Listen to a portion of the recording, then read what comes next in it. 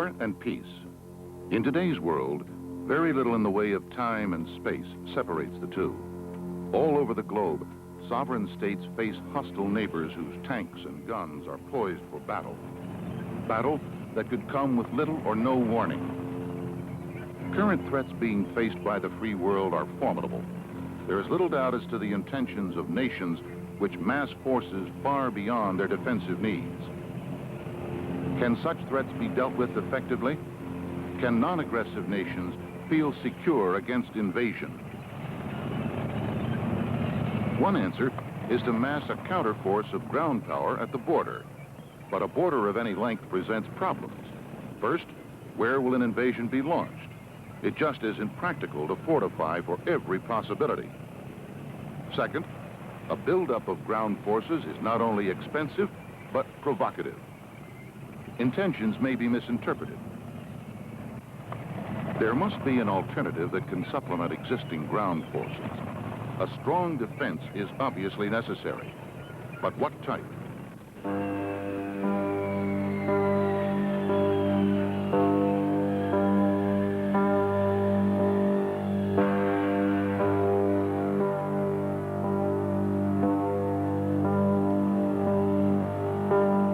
A defensive weapon potent enough to dissuade even the most aggressive neighbor. Something with enough firepower to destroy heavy enemy armor. With enough lateral mobility to cut off any new penetration by invading tanks. With enough reserve to stay in the battle area for extended periods. And with enough structural stamina to take tremendous punishment and still fly.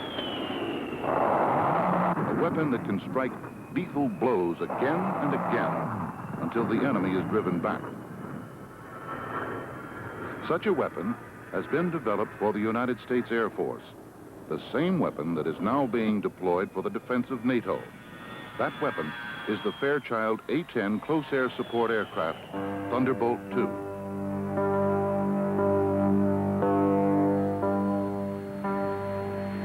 Thunderbolt II is the ideal weapon for frontline defense, wherever the need exists. Ideal because that's the job it was designed for. Operationally mature, the A-10 has been in the Air Force's tactical inventory for more than 2 years, and during that time, it has met every challenge.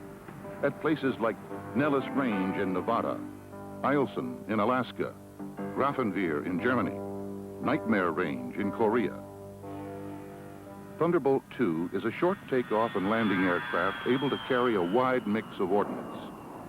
It can be equipped for any defensive mission. The A-10 has 11 underwing pylon stations. These carry free-fall bombs for area targets,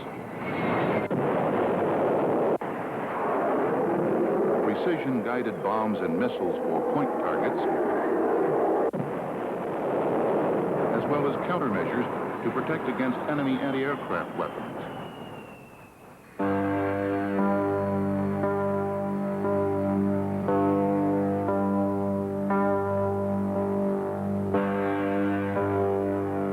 Thunderbolt II has an internally mounted 7-barrel 30mm Gatling gun that can hold 1,350 rounds and fire 4,200 rounds per minute. Its power and accuracy can destroy a tank 2,000 meters away with a 1-second burst. A feat actually accomplished against captured Soviet T-62 main battle tanks.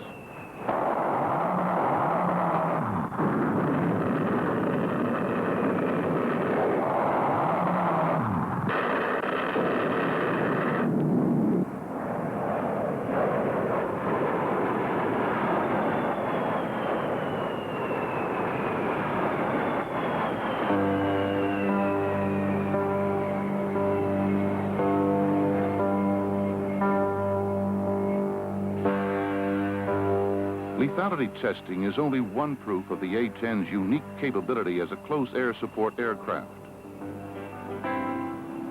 Thunderbolt II has withstood severe punishment in survivability testing. Direct hits from hundreds of 23mm armor-piercing and high-explosive anti-aircraft rounds, rounds fired into its airframe from cockpit to tail. The A-10's design is simple and tough. It's built to survive. Titanium armor plating to protect the pilot. Fire-resistant, self-sealing fuel tanks. Dual hydraulic flight controls with cable backup. Redundant structure throughout. The A-10 can fly on only one engine or with severe damage to wings or tail. Its structural simplicity and component interchangeability allow for quick battlefield repair. But Thunderbolt II doesn't stop there. Survivability is also achieved through the aircraft's performance and tactics. The A-10 has consistently demonstrated its capability in realistic combat scenarios. Its capability to maneuver in concert with Army helicopters and ground forces. To make itself a difficult target for opposing gunners, as well as an elusive, if not impossible, target for enemy aircraft. Heavy jinking, terrain masking, deceptive paint schemes, quiet and smokeless engines, all contribute to minimum detection with maximum battlefield surprise. What about responsiveness? Thunderbolt II has proven itself in that area as well. In one field test, the Air Force operates a pair of A-10s from an austere airfield. From dawn to dusk, each flies an astounding 17 individual simulated combat sorties. Each mission with a radius of 60 nautical miles. About the time that you stopped the aircraft and went through your post-flight checks, your post-flight armament checks with the engines running, the weapons crew were already uploading your bombs, and you were already thinking about planning your next sortie.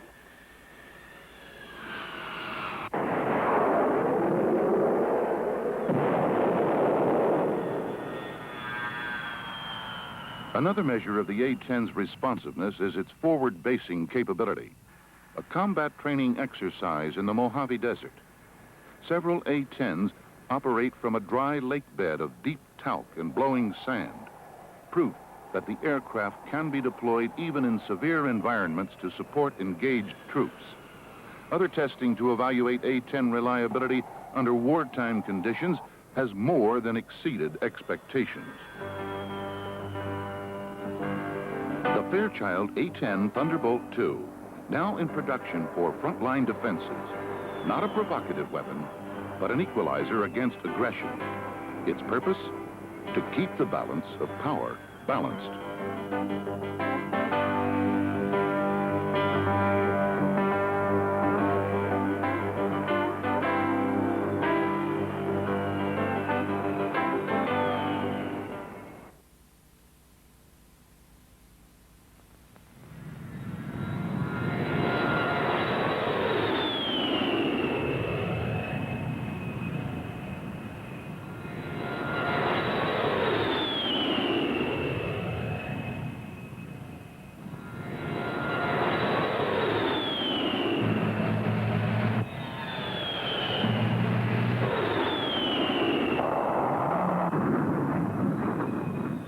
The A-10 Thunderbolt II is ready to do its job of close air support and to stop the tanks during daylight and low weather conditions. Now operational with both the Tactical Air Command and the U.S. Air Forces in Europe, the A-10 has established new standards of responsiveness to the ground commander.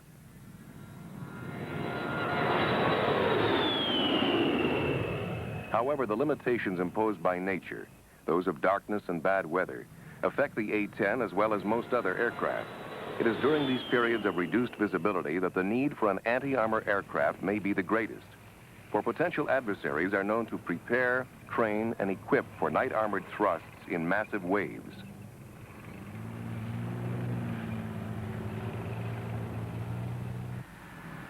Planners, recognizing the need to provide for capability growth in the A-10, ensured that the original design allowed for simple expansion to a two-seat configuration.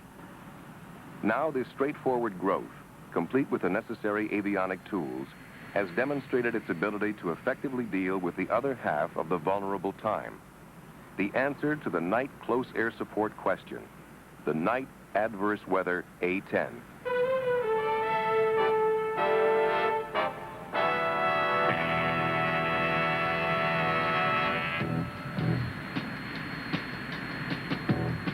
The Night Adverse Weather A-10, or NAW as it is called, is a modified single-seat A-10. The result is tandem cockpits, each with a full set of flight controls, an increased canopy area with 2 side-opening canopies, extended vertical tails, and an array of avionics to perform the mission. The NAW retains the fuel and ordnance capability of the basic A-10. The avionics which have been added are a forward-looking infrared receiver and a radar, each mounted in pods under the wing, an inertial navigation system, a radar altimeter to accurately measure altitude above the terrain, a laser ranger, and a low light level TV system. And finally, a modified head-up display to present all this information to the pilot.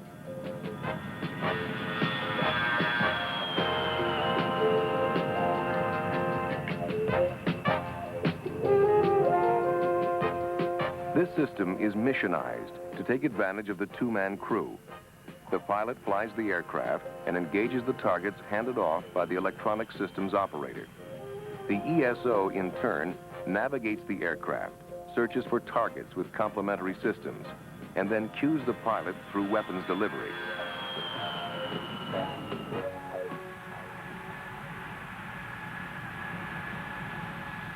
Okay, the mission for tonight is to attack a suspected concentration of tanks here. Our route of flight will be to start here and to use not only the cover of darkness, but also a low altitude technique for a maximum terrain masking throughout this complete route. We will hug the ridgeline on this side and the west side here, so that throughout the whole flight, we will never be higher than any of the kind of surrounding terrain. So we'll use the valleys all the way through here, making a sweeping turn, and depending upon where the target is, we will reattack coming in this way to this point.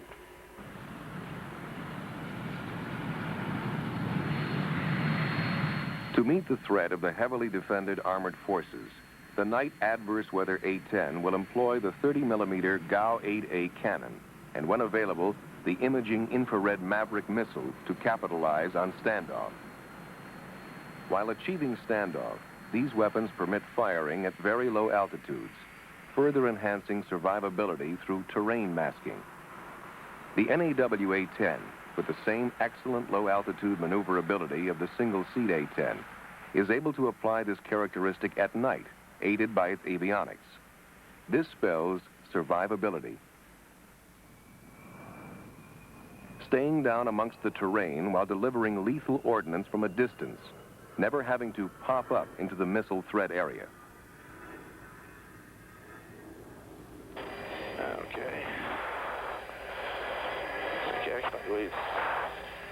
En route to the target during an actual night mission, the ESO uses all of the complementary systems to accurately navigate and pick his way through the terrain. Valley open up in front of us there? Yeah.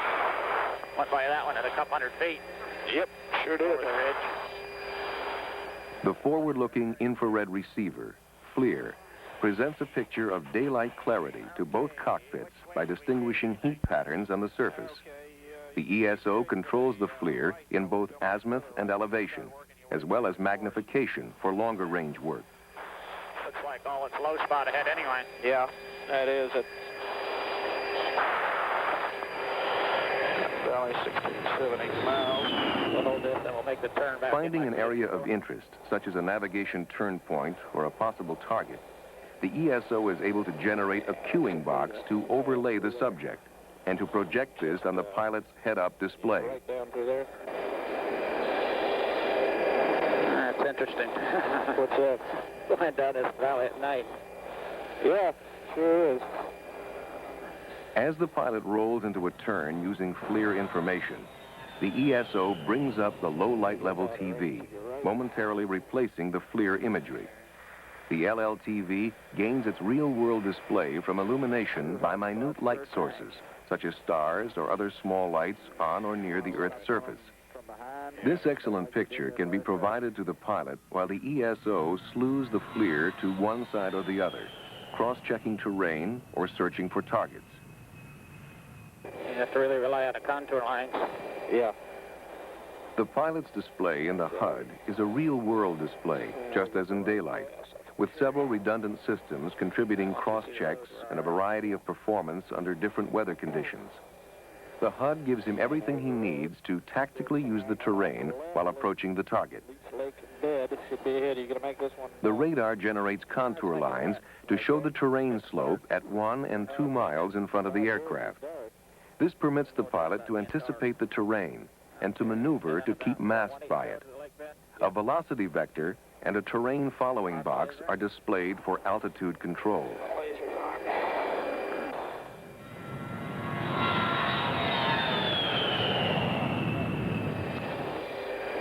For clarity, both airspeed and radar altitude are displayed digitally. A low altitude warning is provided by a flashing altitude readout when descent is made below a desired altitude. Navigation information is provided across the bottom of the display. The depressible gun sight and reticle are in the middle. The laser ranger, when fired by either crew member, portrays a range symbol on the inside of the reticle, which moves counterclockwise as the range decreases. Relative clock position corresponds to range in thousands of feet. Okay, you're heading straight for the lake bed. I'm going to use narrow field of view on this one also. Okay. Okay, go ahead and make your turn on around at that 240 heading and then slight pop.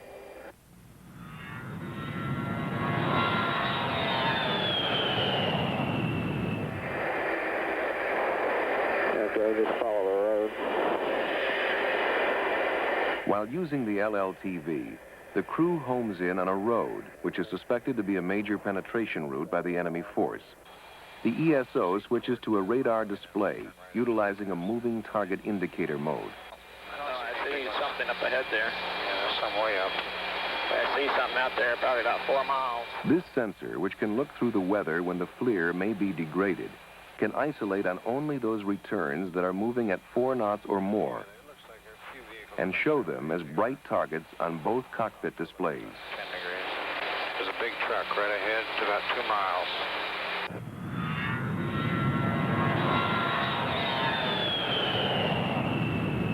Okay, I'm searching. Yep, there's the target right down in there. Just give me 41. You got 41 firing a laser.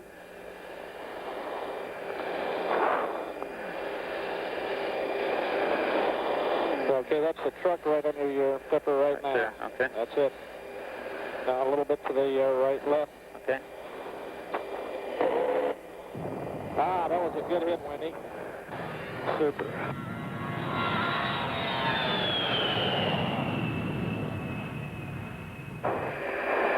They're right up in there. Got him? Roll out. Yeah, I still am. Right there. Okay, I got him. Okay. Now, let me see. I need to go narrow. That's a tank for damn sure. You can see the shape of it. Yeah.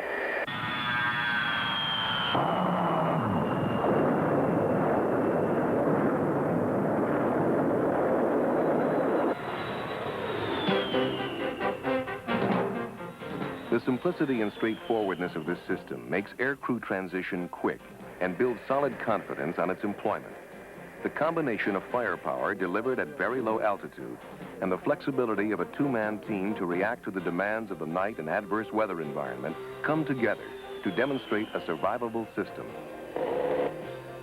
One that is capable of extending TAC air responsiveness around the clock. One that is affordable. One that is available now. The Night Adverse Weather A-10.